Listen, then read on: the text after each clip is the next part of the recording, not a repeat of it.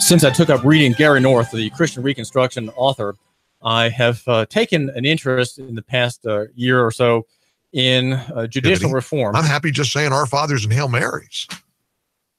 So, but I'm in a giveaway mood. So, Sean, let's give away a My Pillow, because I haven't given away a My.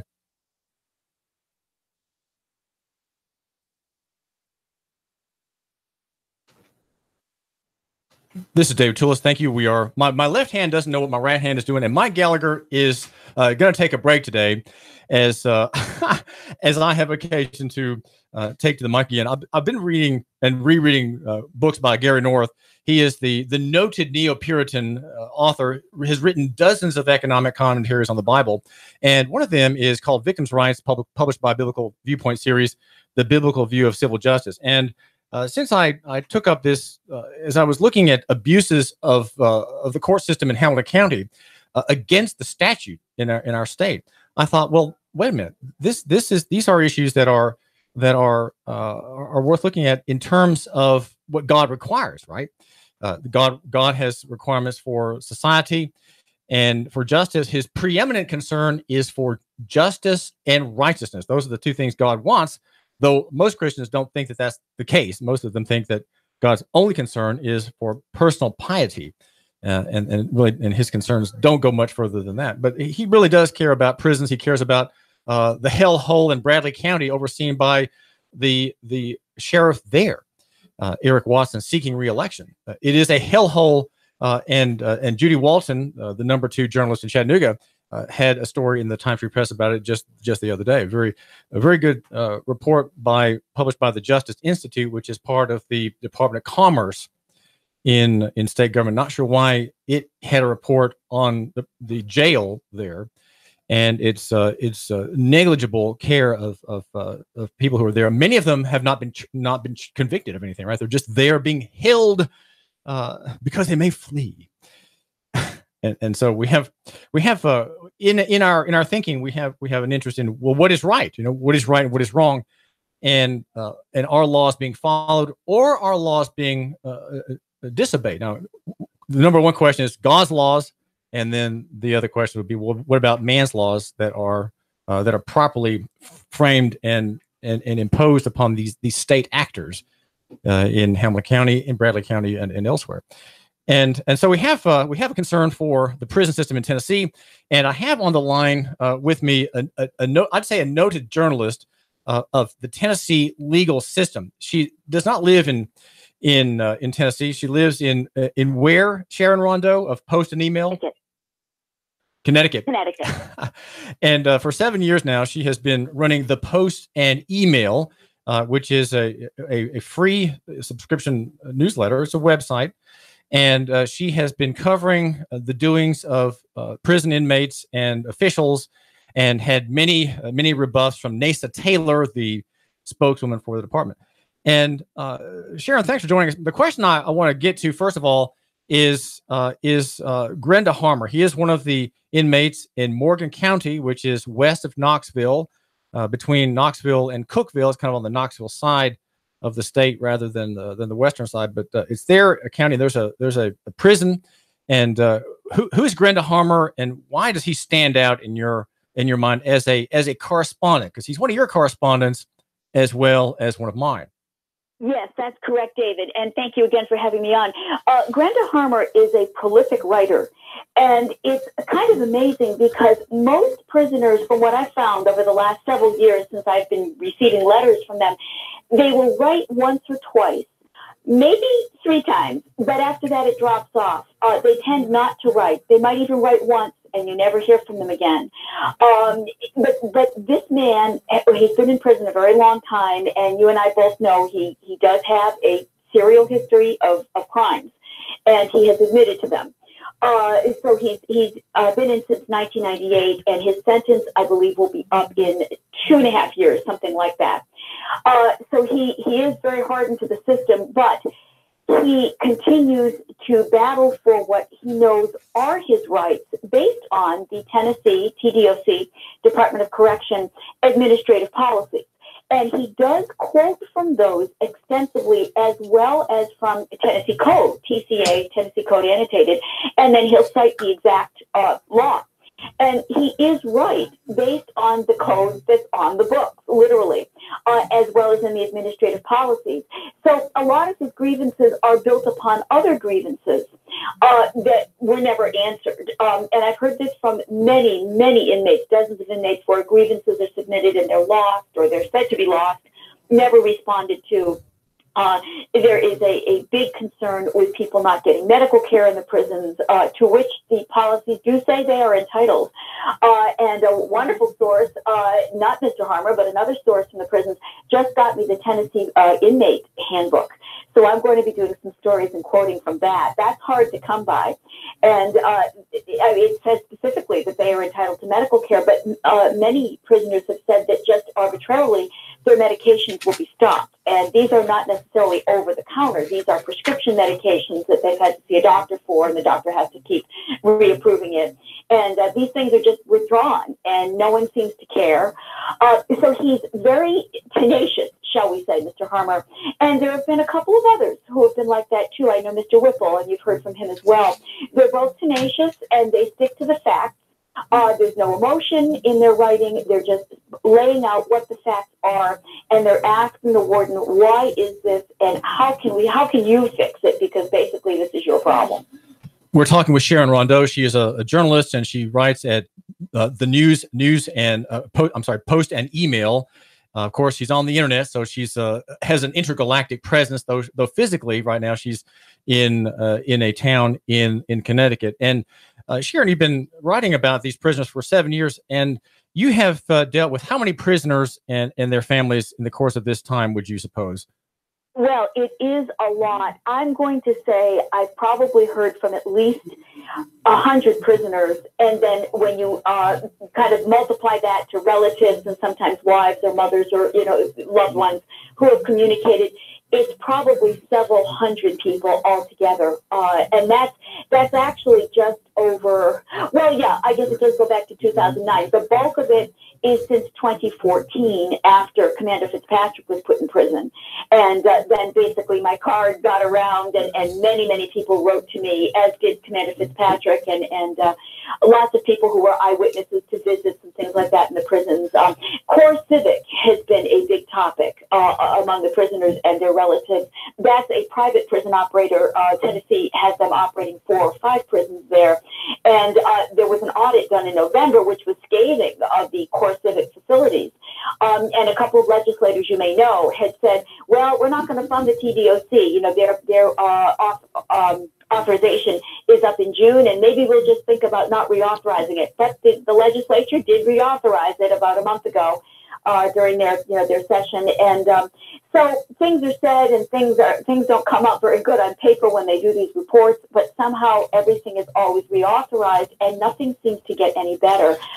We know that prisons are bad. We know that many, many people in there have done some really bad things and need to be away from society. We also know that there are many Tennessee prisoners who claim that they are innocent. And that gets into a little bit of what we've talked about with the grand juries.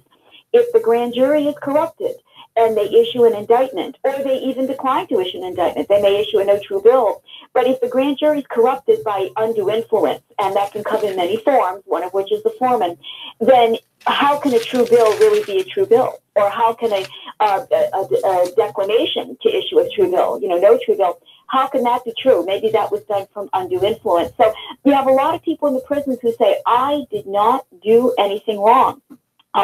The other thing, too, is that many of them are put in there and their parole dates come and go. And 3 years later, like with Mr. Whipple, he has not had parole. He should have had parole actually in 2014. It is now 2018, so it's actually more like 3.5 years. And they do keep these people in prison month after month, year after year, with the excuses that, well, we're backlogged or whatever it is, or, oh, your hearing had to be canceled, or we lost the paperwork. And so people are kept in prison years past the date at which they should have had at least a parole hearing. And Sharon Rondeau, that is really because there's a profit interest, a shareholder interest in the providers of this care. Core Civic is publicly owned and traded. You can buy this, you, the listener, can buy shares on the stock market. And it is very profitable for people to not be able to get out. That is correct. That is absolutely correct. And even the inmates know themselves. They say, we know that basically we're all a number. We're being kept in here because it helps them keep a person in this bed, in this bunk. And the more people they have in these prisons, the more money they make. And it is very, very sad that corrections in America, for that matter, maybe not just in Tennessee, but everywhere, are now boiling down to dollars and cents. So a very large amount of people, at least in Tennessee, from all of the reporting and all of the myriad of people who have contacted me and the documents I've received, this is definitely true in Tennessee, where people are being kept in for months and even years. Why Mr. Whipple was kept 3.5 years past the date he should have had a parole hearing is beyond me. He's nonviolent. He is a somewhat privileged offender in that he has a job that you can have only if you're well behaved and you do your job and you're good at it and that kind of thing. No problems, no write-ups, no what they call disciplinaries. And so why they kept him in all this time, and then the story about he needed diabetic shoes. And finally, after months of wrangling with the prison staff and with the private company that should have been providing this, he finally said, I'll pay for them myself. And I'll drop the lawsuit I'm going to file against you if you just supply me with the shoes, because my feet are in agony and I have to be on my feet all day. So his family ended up having to pay for those shoes. This is David Tulis, and we're talking with Sharon Rondeau of Post and Email. You can find some of Sharon's work at Nooganomics.com, 92.7 FM, 95.3 FM, HD4. David Tulis, we're arguing for a local economy and the free market, and the theory under which I operate, and which I would like to have you operate, my listener, is that near is better than far, small than big, simple than complex. And also down in the footnotes at 5-point type, sans serif, of course, this is Helvetica type. You can read the following: personal is better than corporate and physical than abstract. I'm the editor of yournews.com here in Chattanooga. That's yournews.com and also Nooganomics.com, the issuer of administrative notices. And Sharon Rondeau, we're talking a moment ago about Robert Z. Whipple. Z and your dollars go to support things you believe in. Hang on, common just for a second, sense immigration laws, the passage of tax reform, and replace. Yeah, got that out of the way. And he is in Bledsoe County, right just over in the valley, across the Sequatchie Ridge, Sequatchie Valley, at Horsehead Road in a hellhole, a state slave system facility, in Horsehead Road in Bledsoe County. Now, Sharon Rondeau, tell me a little bit about Grenda Harmer and his spirit of defiance. I think this is I'm intrigued by this man, probably because he has a very good working knowledge of law. Also, Robert Whipple. How do they view themselves as people who file complaints, who contact the press? I mean, after all, you are a reporter of some standing in the internet world of Tennessee coverage, though you're in Connecticut, and I'm with a CBS radio affiliate here in Chattanooga. He contacts me, and he understands that if he sends me a letter, I may post it. I may read it on the air. I may post it at Nooganomics.com. Why is he so courageous? Where does he get that? Is he in danger for speaking up? Well, yes. Actually, I think any inmate in Tennessee, or maybe in any prison anywhere, is in some danger for being as tenacious as he has been. And he does say in the last letter, the story that I did yesterday, as you know, he said he is unbreakable. And there are very few people in this world who are truly unbreakable. It's really it's a remarkable spirit. I'm not admiring the crimes he committed. I'm not admiring any crimes. We condemn crime at the Post and Email. We expose corruption every day. But he does have the spirit of, I am a person. I did wrong. I'm here for a reason. I have to serve 100% of my sentence, which he does. That's all in writing. And even from that, he has exposed corruption. For instance, when he was in the core civic prisons and he was being forced into the pro-social life skills class, PSLS we call it, and this is a phenomenon on which other inmates have reported, he said, I'm not eligible for that class. That class is only for people with A, drug or alcohol abuse problems, and that's why they're here, and B, they have a chance to get out on parole. He says, I don't. I have to serve 100% of my sentence. Therefore, you can't forced me to take this class. And they tried to do it several times, and he blew the whistle on core civic. He says, no, you can't put me in that class. Now, Commander Fitzpatrick had exposed some of that too, where if you're put in the class, the prison gets federal money, and that's also based on head count.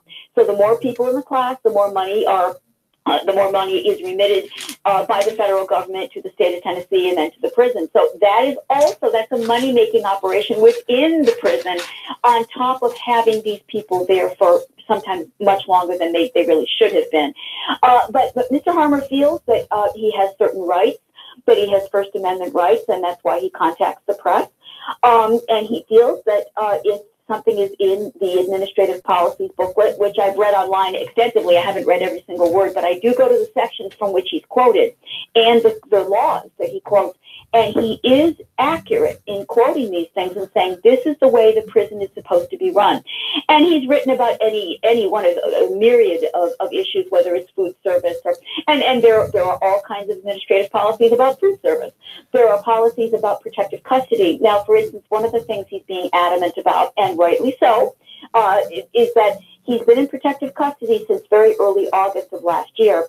And there has not been one review of what does that mean? What is protective custody? There's supposed to be a review every 10 days, and it's never happened. So what he's saying is, you have me in here because a gang member accosted me. So he was the one who had to be put in protective custody. But he said, where's the review process that is right here in this administrative policy that says you're supposed to do this? And so he's pointing out things that are supposed to happen, but are not reportedly happening.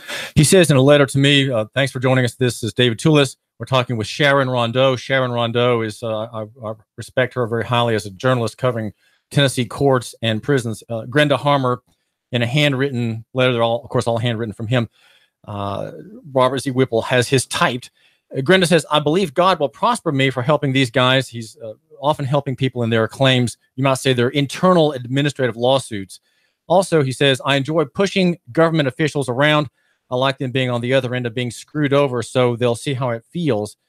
And he goes on to say that he says, I can't be intimidated. And because of that, that makes me dangerous to prison officials. The way I see it, other than killing me, there's nothing they can do to me because they've done their worst to me. Now, that would include, he suspects, the fact that he was kept in a very chilly cell for weeks and weeks without forcing him to wear every piece of clothing that he had, and to exposing his hand to write a letter gave him pain in his hand. Sharon Rondeau.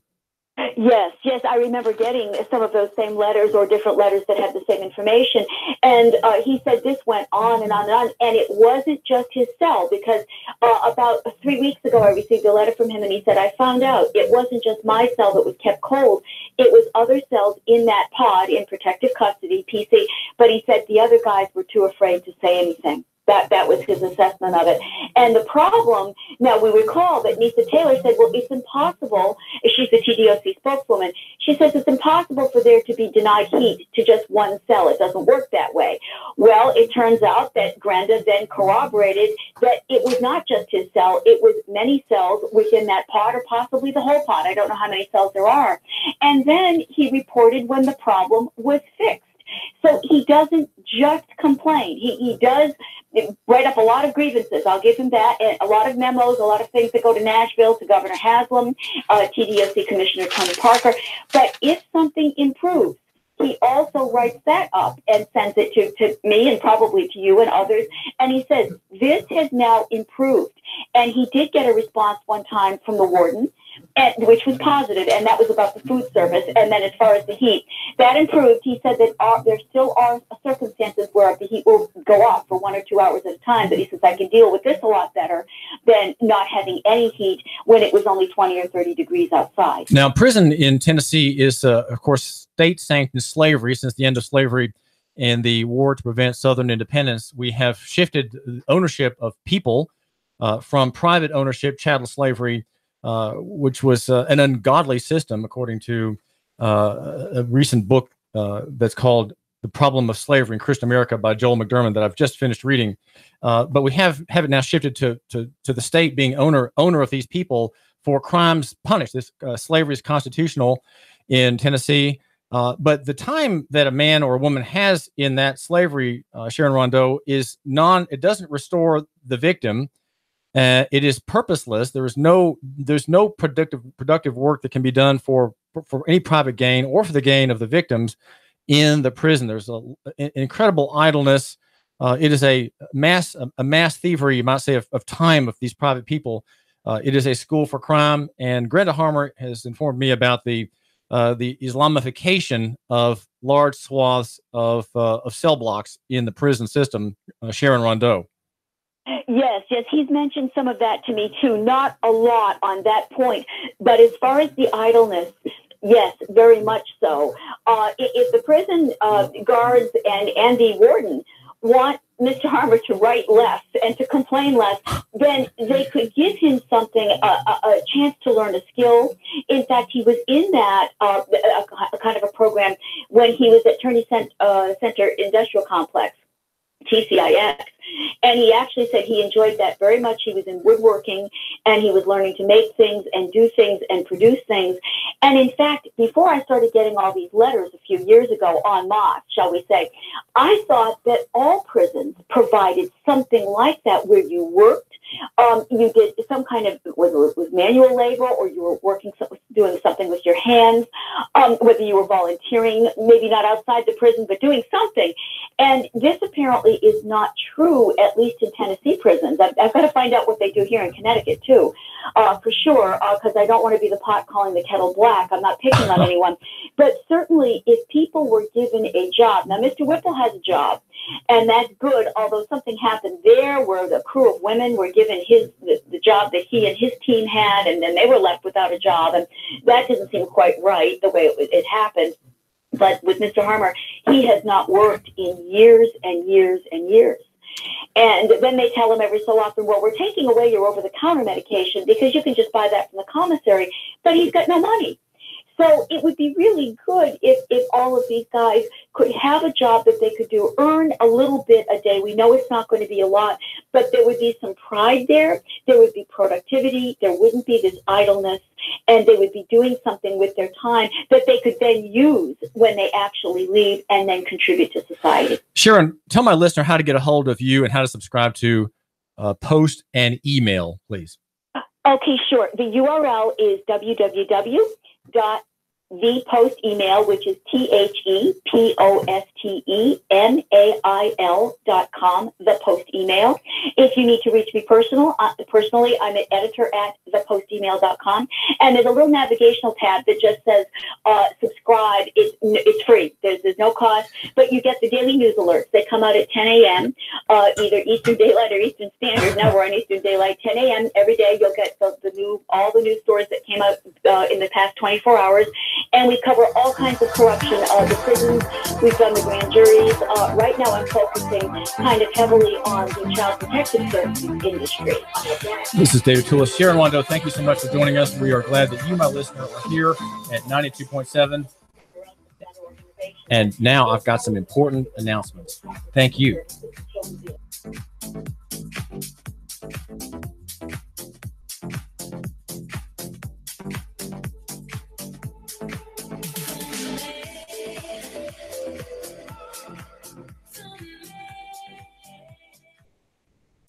Chattanooga Morning News with Russ and Val. Weekdays from 6 to 9 a.m. on Nooga Radio, 92.7 FM.